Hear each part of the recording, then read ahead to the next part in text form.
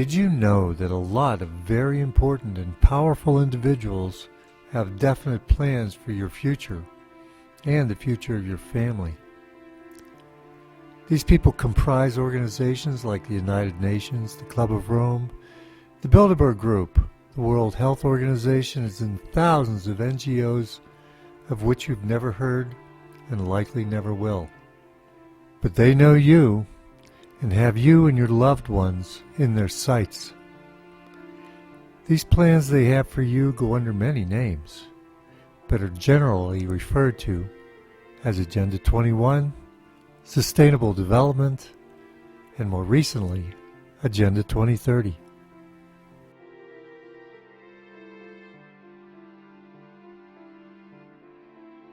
These institutions, the Bilderberg Group, the Trilateral Commission, the Council on Foreign Relations, and secret societies, like Skull and Bones. They control the corporations and the governments around the world. The Illuminati are not after money.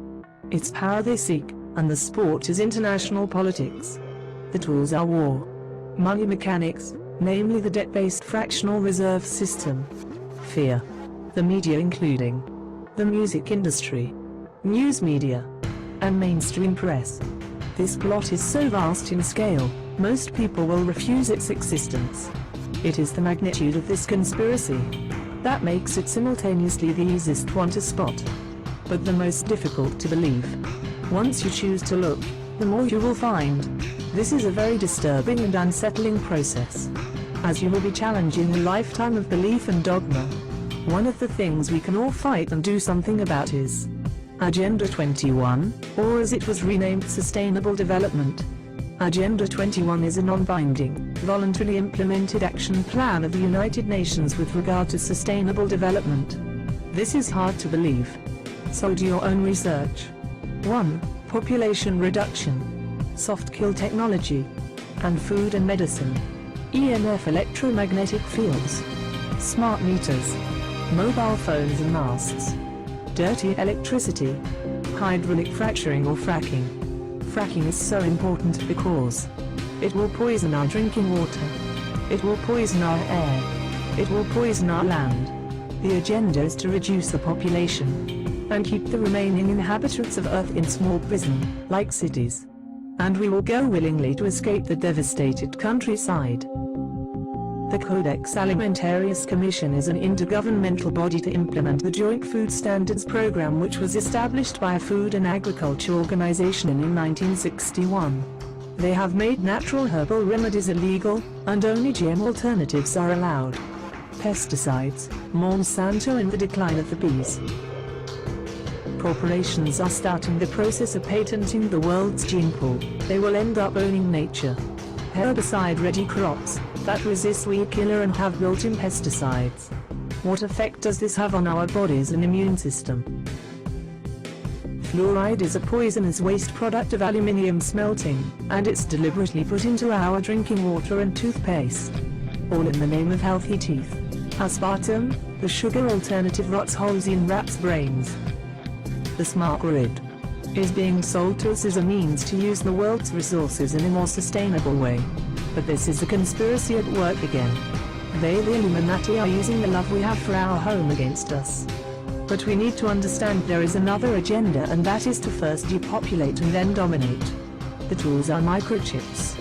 Companies worldwide have registered trillions of IP addresses, which is strange as there are only 7 billion people on Earth. Every product, pet and human being will have its own unique IP address. This is made possible with the invention of the RFID radio frequency identification chip, which is the same technology used by supermarkets to secure their products. CCTV infrastructure has spiraled out of control. Currently there is one CCTV camera for every 13 people in the UK. These cameras use sophisticated computer algorithms which track behavior and bring them to the attention of an operator when protocol is breached. This is only the beginning of the awakening. Welcome to the tip of the iceberg.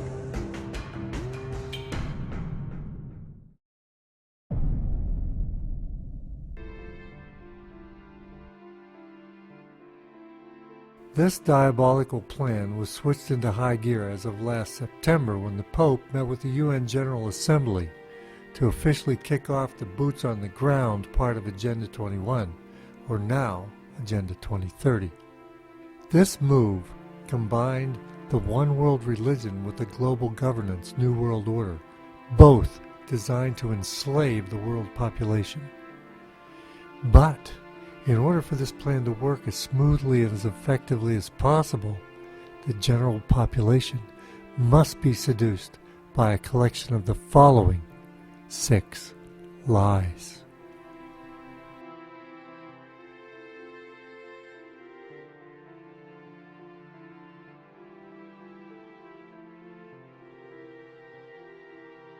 It has been so discredited in the true scientific community, the proponents have almost become hysterical in their continued attempt to enforce climate change policy.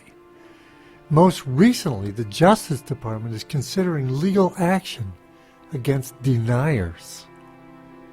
Why don't they stop even to question if their science is sound? They instead use great energy to attack any scientist who dares ask questions or finds data contrary to the official line.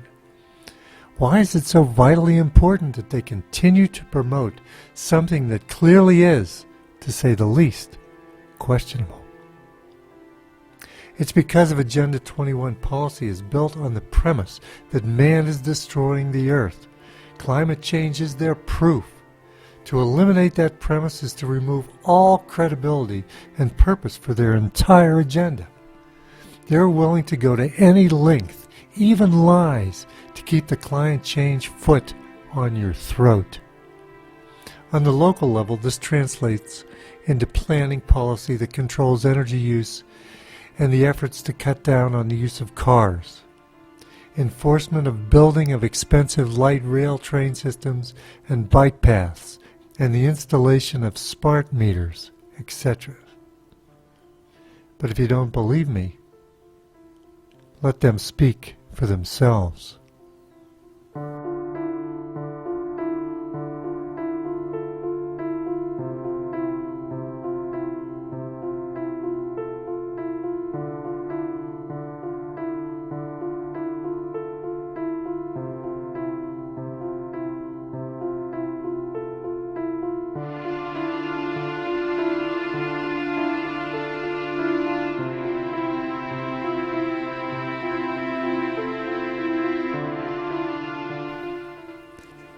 This is the central driving force behind every sustainable policy initiative. It's the real force behind stack and pack smart growth cities. The fact is, in developed nations, populations are actually going down. The only real growth in the U.S. population in recent years has been from immigration, legal or otherwise. Open border immigration policy is actually implementation of Agenda 21 as part of the drive to destroy national sovereignty and nation states. Environmentalists insist that the borders must be open to allow as many to immigrate here as possible. They argue that the U.S. has a greater ability to control them and protect the environment than if we left them behind in the third world countries.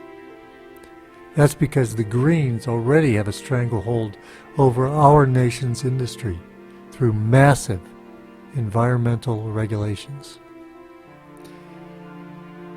In the face of the fear of overpopulation, however, studies have shown that there is no worldwide overpopulation crisis. In fact, one study insists that we could put the entire population of the world in an area the size of Texas, with a population density of Paris, France. Overpopulation and its accompanying environmental degradation is a problem primarily in countries where the poor are deprived by government to improve their conditions. Nations that refuse to legalize private property ownership for the masses, for example, are a primary reason for growing poverty. Meanwhile, sustainabilists work to keep these nations from developing or increasing energy use. by keeping them poor. Green regulations stop the building of infrastructure. They panic at the idea of increased energy use in developing nations. Instead of working to solve the real problems, the root of poverty, they exploit the excuse of overpopulation and advocate enforcing policies to drastically reduce population. China's brutal one-child policy of forced abortions and sterilization has become their model. Do you think I'm joking? Then consider these quotes from the sustainabilists.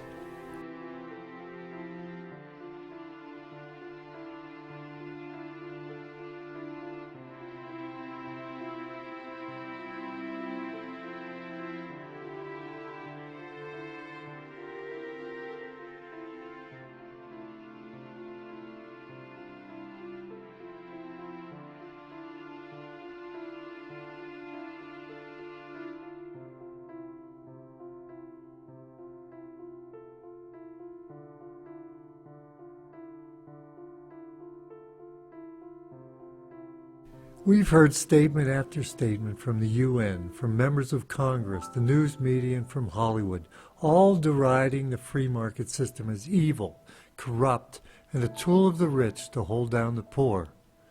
So now, after deciding that the poor are expendable for the sake of stopping overpopulation, suddenly the planners are worried about them if it leads to their ability to raid our bank accounts. So are they really worried about protecting the environment, or are they actually honoring the tactics of Jesse James? Redistribution of wealth is behind every policy that comes out of the UN, and now the Obama administration as well. The EPA is the attack dog to shut down entire industries like coal. It's become very difficult to operate a manufacturing business in the U.S., and nearly impossible to start a new one. Environmental protection is always the excuse, even when Obama's own State Department said the Keystone Pipeline was not an environmental threat. A couple years ago, radical Greens wielding torches demonstrated outside the home of the head of the Keystone Pipeline Company. Visions of the terror of the dark agenda. At UN's Rio Plus 20 summit held in 2012, the idea of, quote, zero economic growth, unquote, was advocated, just to keep things fair. It was stated that even the building of new roads upsets the status quo and disrupts a well-ordered society. Such idiotic ideas are the driving force behind sustainable development.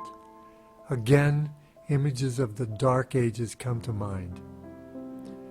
Yet consider local planning programs that cut off access roads and again discourage cars. What about the EPA's war on industry? Pretty hard to have economic growth without industry. The timber industry is killed and communities die.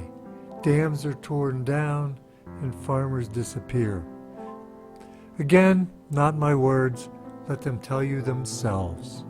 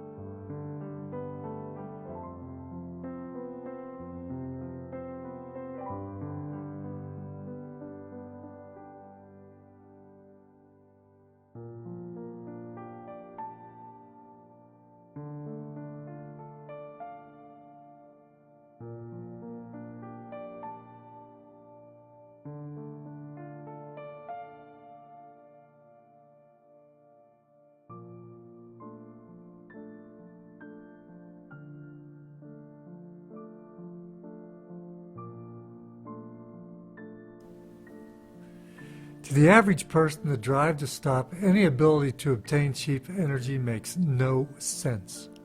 People are hurting economically, jobs are lost, energy costs are skyrocketing. Any attempt to drill oil, fracking of shale gas, mining of coal are vigorously blocked by government and green policy.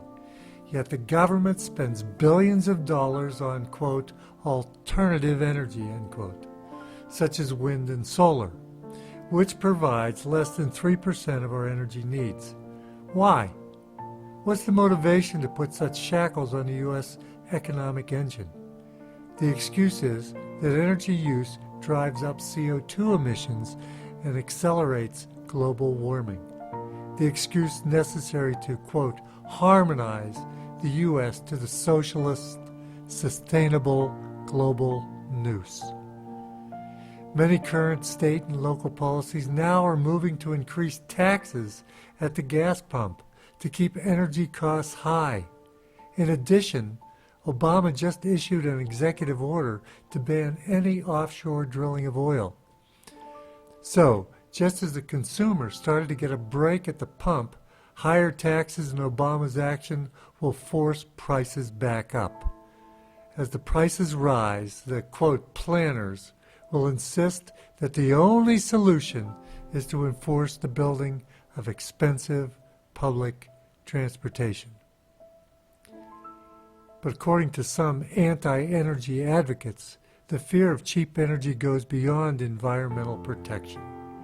Energy availability helps build wealth for individuals and removes them from the roles of the dependent. This is the opposite goal of sustainable policy.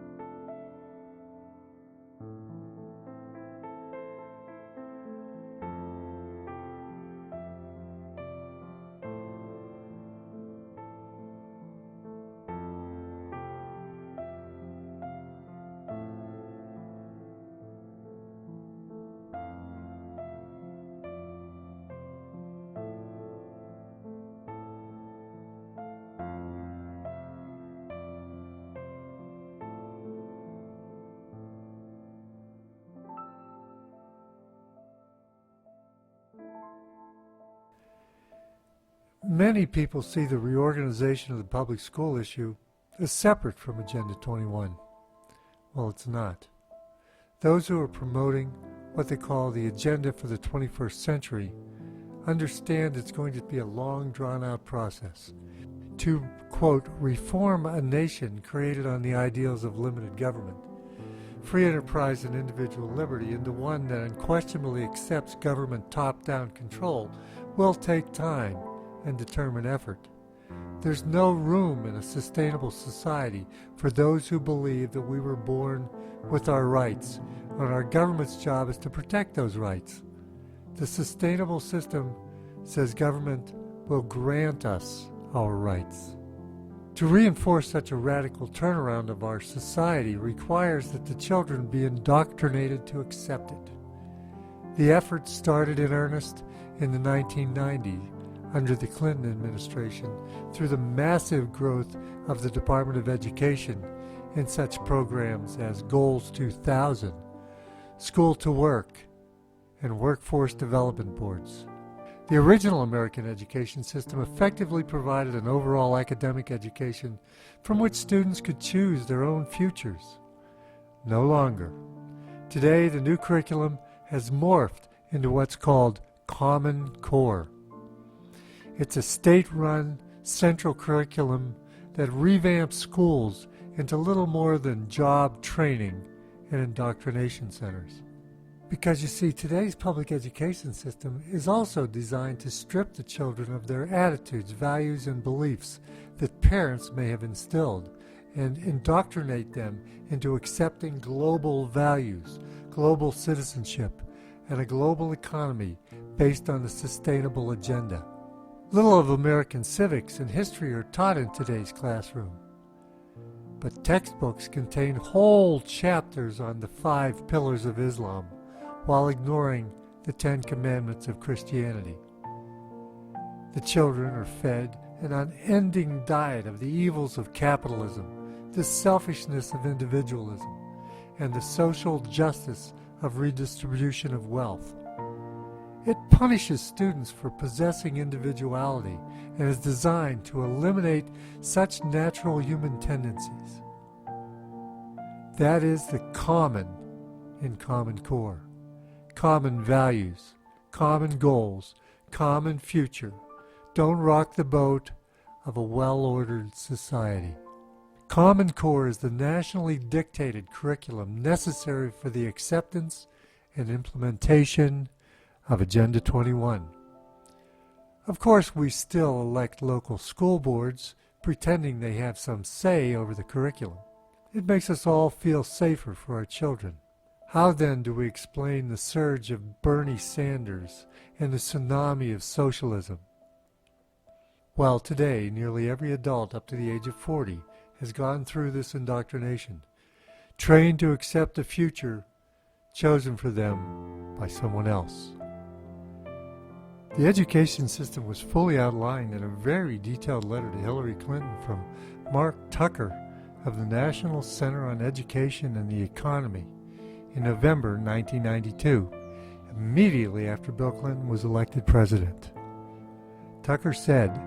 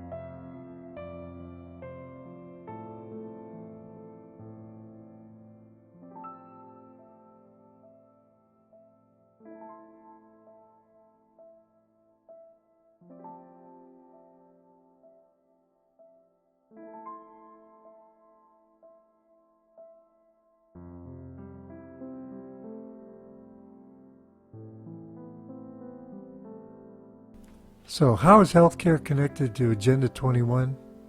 Well, simply Google, quote, sustainable medicine, and you'll find more than 5,850,000 English language references to the subject. Read through the ideas expressed there, and you will find nearly every provision of Obamacare. An expert on sustainable medicine, the late Madeline Cosman, put it this way, quote, sustainable medicine plus sustainable development equals duty to die, end quote. Sustainable medicine makes decisions through visioning councils that determine what shall be done or not done to each body in its group in its native habitat. Sustainable medicine experts do not refer to citizens in sovereign nations, but to, quote, humans in their, quote, settlements.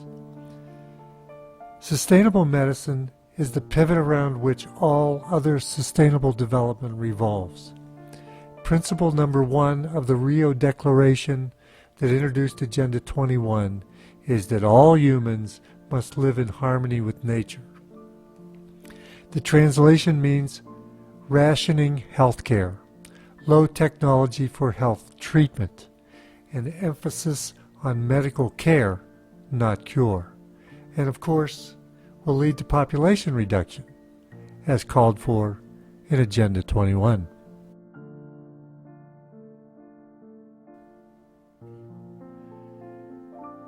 Well, these are the deceptions that are not usually discussed or connected to Agenda 21, yet they're being implemented step by local planners in policies that are approved by befuddled elected representatives. It's all driven through pressure from private NGO groups and funded by federal grants. That's how it's done. Constantly driven a little bit with each innocent surrounding idea.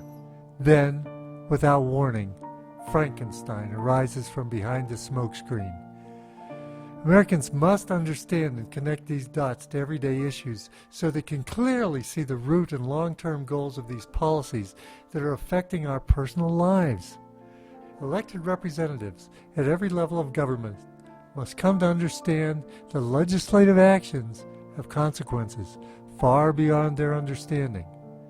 Agenda 21 is the common core, and it has already invaded every level of our society. Our battle cry must be to stop this monster or watch freedom perish.